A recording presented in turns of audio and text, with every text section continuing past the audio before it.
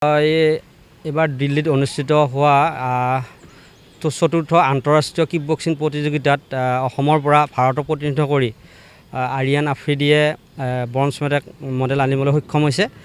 ইয়াৰ খেলটো আছিল point fight আৰু আণ্ডাৰ 24 কেজি।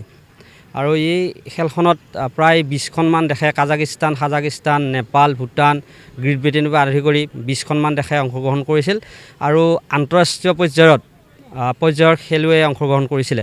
সেইবাবে আমি আপোনালোকৰ মৰম আশীৰ্বাদত আমাৰ আৰিয়ান আফ্ৰিদিয়ে সুন্দৰ খেল প্ৰদৰ্শন কৰিছে। তথাপিতো আমি এইটো বিচৰা নাই যে আমাৰ প্ৰাইজে নহয়, অংশগ্ৰহণ কৰিছে তাৰ বাবে আমি গৌৰৱ অনুভৱ কৰিছোঁ পিতৃ হিচাপে। আশা কৰিছোঁ আপোনালোকৰ মৰম আশীৰ্বাদ পালে আগন্তুক দিনত ভাল খেল পৰিৱেশন কৰিব বা আন্তঃৰাষ্ট্ৰীয় পৰ্যায়ত খেল খেলিব বুলি আশা ৰাখিছোঁ। আৰু অসমবাসীৰ তথা পথৰুৱাতবাসী, চিপাঝাৰবাসীক মই ধন্যবাদ জ্ঞাপন কৰিছোঁ, যিহেতু খেলৰ সময়ত তেওঁলোকে যিকোনো প্ৰাৰ্থনাই হওক বা ফোন কৰিয়ে হওক আমাৰ খবৰ লৈছে। তাৰ বাবে আপোনালোকৰ চেনেলৰ জৰিয়তে তেওঁলোকক মই আন্তৰিক অভিনন্দন জ্ঞাপন কৰিছোঁ।